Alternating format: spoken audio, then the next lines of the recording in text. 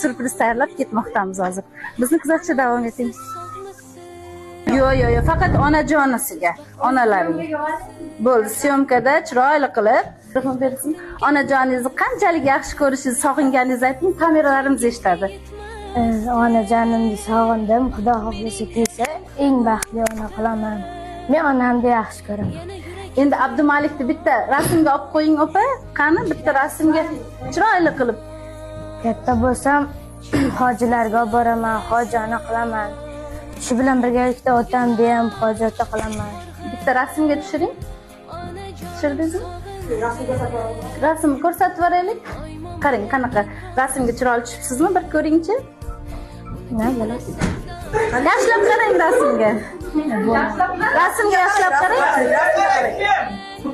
Oyoqchalarni. Qarsaklaringiz sazon bo'lsa, onajonimizga.